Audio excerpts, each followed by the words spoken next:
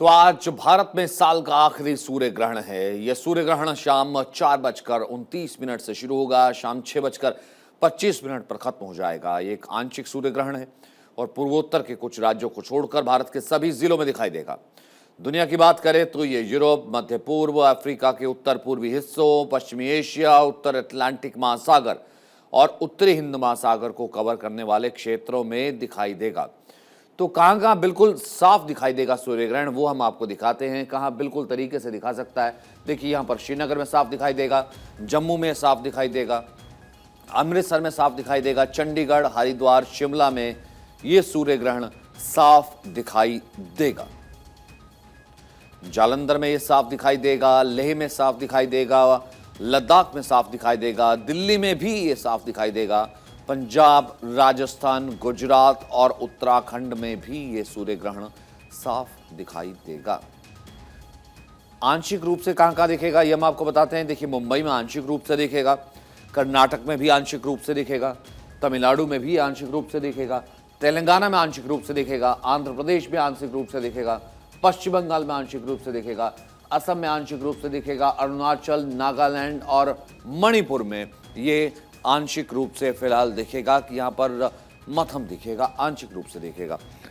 वहीं आंशिक रूप से छत्तीसगढ़ में भी दिखेगा, झारखंड में भी आंशिक रूप से दिखेगा, ओडिशा और मध्य प्रदेश में भी ये आंशिक रूप से सूर्य ग्रहण आज दिखने वाला है। ये वो जगह हैं भारत में जहां पर पूर्ण और जहां पर आंशिक ये मिलने वाला है। अगर हम पूरी दुनिया की बात करें तो पूरी दुनिया में कहाँ कहाँ ये दिखेगा, ये देखिए पूरी दुनिया में यूरोप में ये सूर्य ग्रहण का ज़्यादा असर रहेगा, पश्चिमी साइबेरिया, मध्य एशिया, भारत में तो है ही, हमने आपको बताया पाकिस्तान, ईरान, ये वो देश हैं जहाँ पर इस सूर्य ग्रहण का असर साफ तौर पर देखा जाएगा। इन जगहों पर ज़्यादा असर रहेगा। ये पूरी दुनिया के वो तमाम देश हैं जहाँ पर कॉन्टिनेंट्स हैं जहाँ पर ज़्यादा असर सूर्य ग्रहण का रहेगा। तो कल्कि जी हमारे साथ मौजूद हैं और साथ ही साथ हमारे साथ शशि जी भी मौजूद है, शीलभूषण जी भी मौजूद है। शीलभूषण जी, मैं आपसे सबसे पहले जानना चाहता हूं कि जब हम इसका कहते हैं कि इसका कितना प्रभाव रहेगा, अगर मैं आम भाषा में जानना चाहूँगी, आज सूर्य ग्रहण है, आज सूर्य ग्रहण का कितना प्रभाव होगा, पूर्णता दिखेगा और आंशिक दिखेगा, और दोनों में अंतर अगर मैं आपसे जानना चाहूँ और प्रभाव के तौर पर जानना चाहूँ, इसका मतलब क्या होगा? देखिए, सूर्य ग्रहण पूर्ण हो रहा है या आंशिक हो रहा है तो सामान्य रूप से उसके कितने भाग भूभाग में कितना प्रवेश हो रहा है, चंद्रमा के कितनी छाया में आ रहा है, उस पर डिपेंड करता है। प्रक्षाया में और उपछाया में जब चंद्रमा आता है पृथ्वी के तो सामान्य रूप से चंद्रमा की उपछाया और प्रक्षाया में तो ग्रहण लगता है सूर्य का, और चंद्रमा अगर आता है पृथ्वी की छाया उपछाया में चंद्रग्रहण लगता है। तो चंद्रग्रहण और सूर्य ग्रहण में अगर हम बात करें आंशिक और पूर्ण की, तो पूर्ण सूर्य ग्रहण के समय में जो जिसको बोलने की जो विकिरण है, जिसे हम फ्रॉनहोफर लाइंस बोलते हैं, वो विकिरण ज़्यादा ही दिखाई आ जाता है और इस कारण से उसका प्रभाव पृथ्वी पर ज़्यादा पड़ता है। अंधकार ही अंधकार हो जाता है हर जगह, और दिन में अंधकार और समय अंधकार हो जाता है। ऐसे में प्रभाव तो ज़्यादा पड़ना ही है। अगर कुछ भी अनहोनी, जिसको बोले अचानक घटना घटती है कुछ ऐसी, तो यत पिंडे तद ब्रह्मांडे, यत ब्रह्मांडे तद पिंडे वाली स्थिति है। परिवर्तन अगर ऊपर हो रहा है खगोल में, ब्रह्मांड में, तो वो परिवर्तन शरीर में भी होता है। और एक सामान्य सी बात है कि परिवर्तन का विरोध करने की प्रवृत्ति होती है, तो उस प्रवृत्ति के कारण कुछ परिवर्तन अपने आप शरीर में, पौधों में, माने हर जगह दिखने लगता है। तो पूर्ण सूर्य ग्रहण में ये ज़्यादा दिखाई पड़ती प्रवृत्ति, और आंशिक सूर्य ग्रहण में ये कम दिखाई पड़ती है। कम का मतलब ऐसा नहीं है कि बिल्कुल ही खत्म हो जाती, प्रवृत्ति पूरी रहती है और ये प्रभाव भी पूरा पड़ता है। इसलिए प्रभाव की जहाँ तक बात है तो आंशिक हो या पूर्ण सूर्य ग्रहण हो, प्रभाव तो पड़ता ही है। बस अंतर पड़ता है इतना कि अगर 60% सूर्य ढक गए हैं तो प्रभाव 60% तक पड़ने वाला है, अगर पूरे ढके हुए हैं तो पूरा पड़ने वाला है।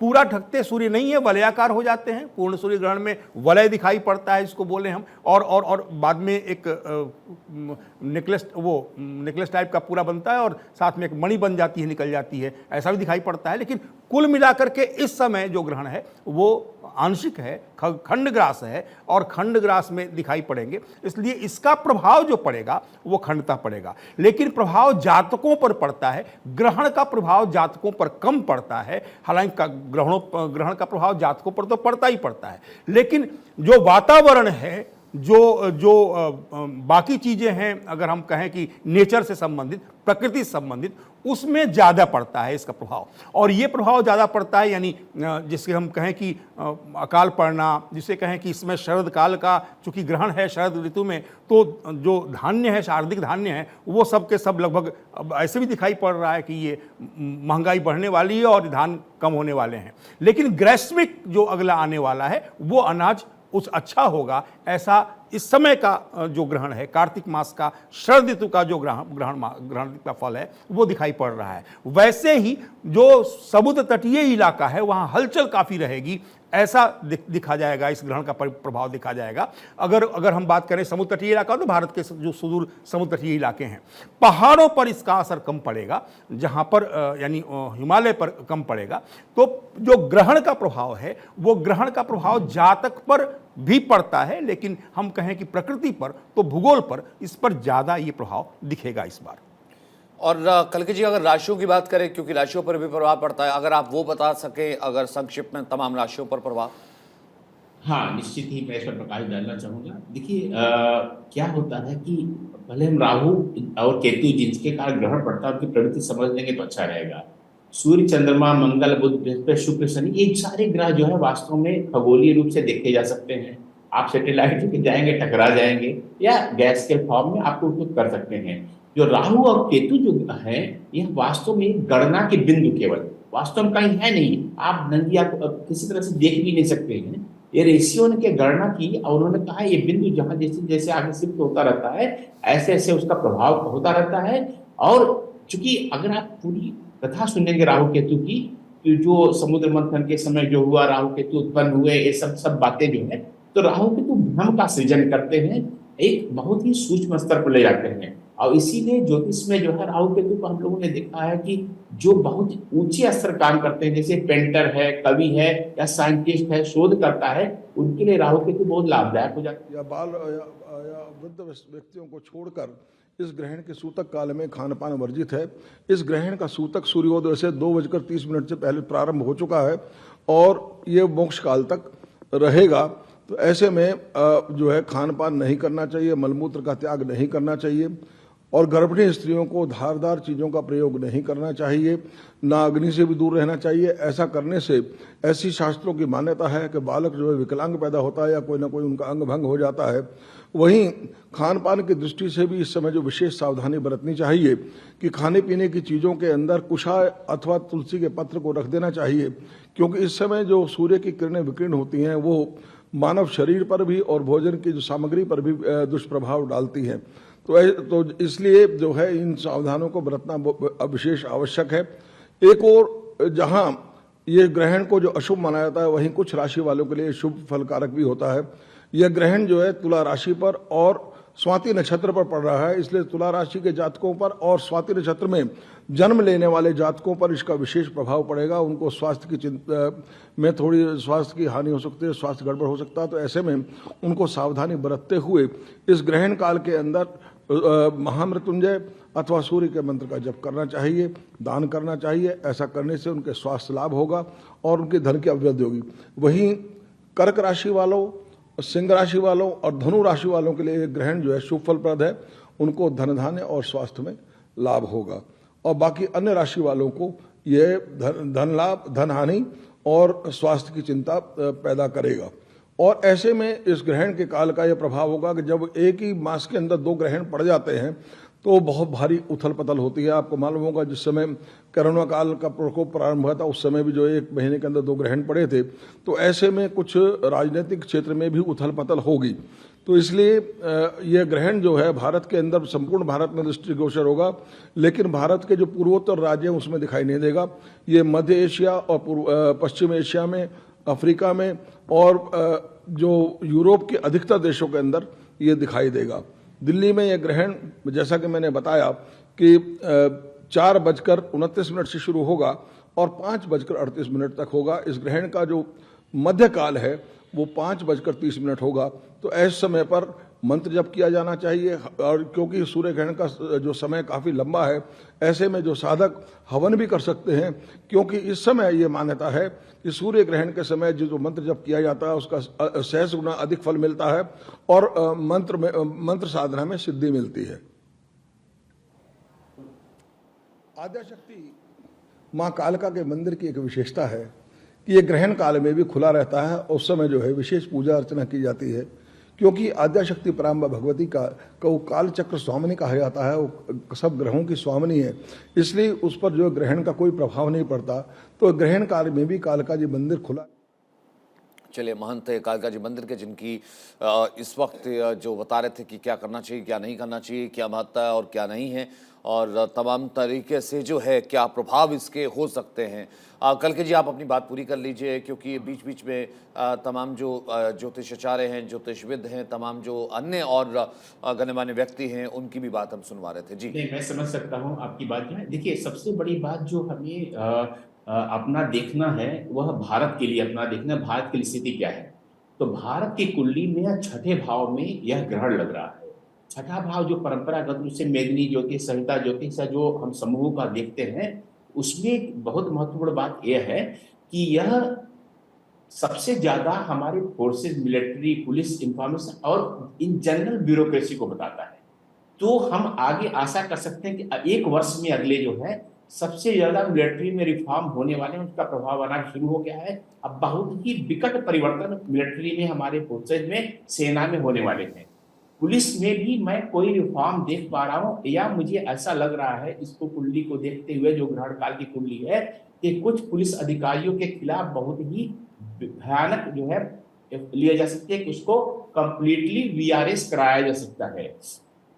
तीसरी बात, जनरल ब्यूरोक्रेसी में यह एक रीसफलिंग, कोई नई नीति अगले एक वर्ष में सरकार, क्योंकि सूर्य ग्रहण का प्रभाव जो है एक वर्ष तक होता है, तो अगले एक वर्ष में ये पूरे पर्सनल डीओपीटी डिपार्टमेंट जो भारत सरकार का है, कोई नई पॉलिसी लेके आ सकता है, खासकर उनके पेंशन, उनके प्रतिलाभों के लिए कोई ऐसा परिवर्तन ला सकता है जो चूंकि राहु केतु है, यह भ्रम की स्थिति भी उत्पन्न होगी। यह सीधे इम्प्लीमेंट भारत सरकार नहीं कर पाएगी, उसका कुछ न कुछ विरोध होगा। अगर हम भारतीय जनता को देखें, क्योंकि भारत का चतुर्थ भाव जो है, जो सिंह राशि है, वह छठे भाव में गई हुई है, और तृतीय राशि जो है वह भी जो है वहां छठे राशि में गई हुई है। पड़ोसी राष्ट्रों से भी एक बहुत बड़े भ्रम की स्थिति में देख रहा हूँ। सीधे ऐसा कोई आक्रमण या कोई ऐसा युद्ध की स्थिति तो मैं नहीं देख पा रहा हूँ, लेकिन देख रहा हूँ कि मिसकम्युनिकेशन, एक बहुत बड़ा संवादहीनता की स्थिति आ सकती है। और भारत, लेकिन उसमें चूंकि वह द्वितीय भाव में मंगल चल रहा है इस ग्रहण की कुंडली में, तो भारत उसको एक थोड़ा सा बड़े भाई की तरह वो रोल अदा करेगा और उसको अच्छे ढंग से हैंडल कर लेगा। और सबसे ज्यादा जो मैंने फिर दोहराना चाहूंगा कि सबसे ज्यादा मैं परिवर्तन देख रहा हूँ शस्त्रागार में, मिलिट्री में, फोर्सेज में, हमारे जो वेपन्स में है, उसमें कोई भारत सरकार कोई बहुत बड़ा परिवर्तन ला सकती है। और ऐसा मुझे लग रहा है, जो कुंडली को पूरी देखते हुए ग्रहण काल की, कि निजी सेक्टर को, प्राइवेट सेक्टर को भारत के बहुत बड़ा कोई वेपन्स में, मैन्युफैक्चरिंग में बहुत बड़ा कोई ऐसा ला सकती है नीति, इंसेंटिव उसको देने के लिए कि कुछ न कुछ ऐसा करेगी कि प्राइवेट सेक्टर को बहुत ज्यादा प्रोत्साहन मिले। और वेपन मैन्युफैक्चरिंग में जो है प्राइवेट सेक्टर की कम से कम, मैं देख पा रहा हूँ ऐसी पॉलिसी अगले एक वर्ष में आएगी कि कम से कम जो है 50%, मैं बता रहा हूँ, आज भविष्यवाणी कर रहा हूँ मैं, कि आने वाले 5 साल में निजी सेक्टर की, अब ये 5% करीब 5 से 10% की भागीदारी केवल है जो है, लेकिन ये 50% तक आने वाले 5 से 10 साल में चली जाएगी। ये बहुत बड़ा इस सूर्य ग्रहण का प्रभाव है, क्योंकि भारत का सूर्य ग्रहण छठे भाव में हो रहा है, छठा भाव पूरा। अब पिछले ग्रहणों का भी, अच्छा, एक जो ग्रहण जो पड़ रहा है, चल रहा है, 27 साल बाद कार्तिक मास की अमावस्या को पड़ रहा है। 27 साल बहुत बड़ी, ज्योतिष में एक बहुत बड़ा फिगर है, बहुत महत्वपूर्ण फिगर है। 27 नक्षत्र होते हैं, अगर 27 को अगर 4 से गुणा करेंगे उनके भागों को, 108 बन जाते हैं। 108 की महत्ता बहुत ज्यादा है। आजकल व्हाट्सएप के माध्यम से, इससे सोशल मीडिया में 108 के बारे में बहुत ज्यादा सबको ज्ञान हो गया है। 27 वर्ष बाद इस ग्रहण का होना, आपने शुरू में जब बस प्रारंभ की थी, ये चर्चा प्रारंभ की, तो आपने कहा कि 18 वर्ष 18 दिन बाद हर ग्रहण दोहराता है आपने, कोई भी ग्रहण जो आज हो रहा है ठीक 18 वर्ष 18 दिन बाद होगा, लेकिन यह जो 27 साल बाद हो रहा है इसकी अलग ही भूमिका है। कार्तिक मास की अमावस्या यानी दीपावली के दिन जो है, चूंकि अमावस्या कल की आज बढ़ के आ गई है, ये दोनों दिनों में अमावस्या विभाजित हो गई है, इसलिए त्योहार कल था और आज जो है हमारी अमावस्या है। लेकिन 27 साल पहले 1995 में जो है यह ग्रहण यही इसी तरह से कार्तिक मास की अमावस्या पड़ रहा है। उसमें 1995 का घटनाक्रम को देखेंगे, 1995 में क्या क्या परिवर्तन हुए थे, उससे आपकी आंखें और भी खुल जाएंगी। यह तो मैं मेदिनी ज्योतिष से आप राष्ट्र के लिए क्या क्या, विश्व को क्या प्रभाव पड़ रहा है यह बता रहा हूँ। लेकिन अगर व्यक्तिगत हम बात करेंगे तो ये राशि जो ज्योतिष की परंपरा है वह राशि हम ऐसे बोल देते हैं, वो उसका होता है चंद्र राशि जो है। लेकिन चंद्र राशि 2.25 दिन तक होती है, लेकिन वास्तव में इसका फल देखा जाना चाहिए लग्न को देख करके, क्योंकि लग्न जहां भी मैं भविष्यवाणियां करता हूँ किसी ग्रहण का, किसी बड़ी घटना के लग्न लेके चलता हूँ, क्योंकि लग्न आपको भी ज्ञात होगा और हमारे मित्र भी बैठे हुए हैं, लग्न केवल 2 दिन तक चलता है, सॉरी 2 घंटे तक चलता है, 1.25 से 2.25 घंटे तक। तो हमेशा भविष्यवाणी जो करनी चाहिए वह जो है केवल लग्न को लेकर करना चाहिए, वह शुद्ध आती है, प्रामाणिक आती है और उसका फल तुरंत व्यक्ति देख सकता है। यह बहुत अच्छी बात है। और इसमें अगर हम लग्न में देखेंगे तो मेष लग्न के लिए अगर इतना, मैं समझता हूँ समय शायद यहाँ नहीं है इतना ज्यादा, क्योंकि अभी जो समय तो उस बहुत सुंदर ढंग से लग्न के आधार पर भविष्यवाणी की जा सकती है। और जिन जिन विषयों को सूर्य और चंद्रमा आपकी कुंडली में, जैसे मेष लग्न का उदाहरण दूंगा मैं, तो चौथे भाव और पंचम भाव को जो है प्रतिनिधित्व करते हैं। और चौथा पंचम भाव अगर आपके जो है छठे भाव में आ गया, उदाहरण में देना केवल मेष का दे रहा हूं मैं, तो ये बहुत ज्यादा संभावना है कि जल्दी ही आपके घर में कोई कलह का वातावरण हो सकता है। चौथा भाव के प्रॉपर्टी को भी बताता है, तो प्रॉपर्टी को लेकर कोई विवाद हो सकता है। पंचम भाव का मतलब है कि वहां के पुत्र से मतभेद हो सकते हैं। और चूंकि सप्तम भाव में जा रहा है, मैं एक बड़ा रोचक सा दूंगा और सब लोग देखेंगे मेष लग्न वालों के माँ और पत्नी में अचानक मतभेद अगले 1 महीने में होने लगेंगे, क्योंकि चौथे भाव का स्वामी सप्तम भाव में गया हुआ है मेष लग्न के, तो वहां पर राहु केतु के साथ जुड़ा हुआ है। तो ये आप देखेंगे परिवार में मेष लग्न वालों के जो है एक भ्रम की स्थिति बन जाएगी, खासकर सास बहू में, उनकी पत्नी और उनकी माँ में एक भ्रम की स्थिति बन जाएगी। प्रॉपर्टी के लिए विवाद होंगे। इस मेष लग्न वालों को जो है मैं वो सलाह दूंगा कि सट्टेबाजी से दूर रखिए। एक पंचम भाव गैम्बलिंग को, जुए को, शेयर मार्केट को जो सट्टा करते हैं उसके होता है, वह राहु केतु भी आ गया है। इसका मतलब वहां आपको भ्रम की स्थिति हो जाएगी, आपके दांव गलत पड़ सकते हैं। इस तरह से जो है हर लग्न के लिए बहुत अच्छे ढंग से विवेचन किया जा सकता है और उसका परिणाम भी देखा जा सकता है।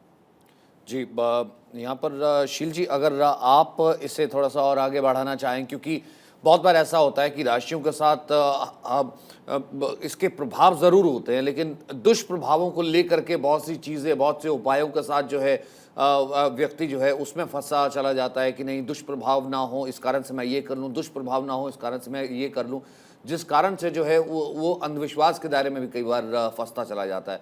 इसलिए बहुत ज़्यादा चीज़ें जो हैं वो साफ रहें, स्पष्ट रहें, ये कैसे वो देखें? देखिए, ऐसा है कि एक सो स्पष्ट है कि जहाँ पर ये ग्रहण आपकी राशि से लगता है, यानी राशि से अगर तीसरे भाव में, जातक की राशि से, राशि और लग्न दोनों से, कई बार सूर्य लग्न भी लेते हैं, जो प्रभावी लग्न होता है तीनों में से जीवन का, उस लग्न से लेंगे, उसी राशि से लेंगे। तो जिस राशि से आपका तीसरे, छठे, 10वें, 11वें भाव में अगर आपकी राशि से ये लग रहा है ग्रहण, तो आपके लिए अच्छा है, सचमुच अच्छा है, बढ़िया होगा, अच्छा होगा, बहुत चिंता करने की आवश्यकता नहीं है। बाकी राशियों के लिए थोड़ा सा समय अनुकूल नहीं होगा, संघर्ष कराएगा आपको। बाकी संघर्ष सामान्य रूप से संघर्ष काल आता है और वो जैसे हम करते हैं, संघर्ष में लड़ने की क्षमता होनी चाहिए और हमारा पुरुषार्थ ही उस संघर्ष को जितवाता है, उस संघर्ष में निकालता है। तुला राशि में लग रहा है, स्वाति नक्षत्र में लग रहा है ग्रहण, इसलिए सामान्य रूप से इन जातकों के लिए, यानी तुला जिनका लग्न है, जिनकी तुला राशि में सूर्य बैठा हुआ है कुंडली में, या फिर जिनकी सूर्य राशि से बोलें चंद्र राशि जिनकी तुला है, इन तीनों को थोड़ी सी घर में कलह से बचना चाहिए। घर में अपनी बात को दमदार धर से दबाने के लिए, रखने के लिए इससे बचना चाहिए। ये गृह कलह का कारण बनता है। लेकिन बाकी लोगों के लिए भी थोड़ी दिक्कत का कारण, जिनके लिए 12वें भाव में, यानी अगर हम कन्या राशि की बात करें, कन्या राशि जिनकी है उनके लिए अगर हम बात करें तो दूसरे भाव में लग रहा है, लेकिन अगर हम बात करें वृश्चिक वालों के लिए तो उनके 12वें भाव में लग रहा है। और वृश्चिक राशि वालों के लिए कुछ अनजाना अचानक आया हुआ व्यय, कुछ अचानक आया हुआ खर्च, और वो खर्च किसी भी तरह का हो सकता है। आपके सम्मान का भी खर्च हो सकता है, सम्मान का व्यय हो सकता है, सम्मान पर आंच उठ सकती है, या धन मैं का बाकी व्यय हो राशियों को सकता भी है। जानूंगा। मैं एक सेकंड के लिए आपको रोकूंगा।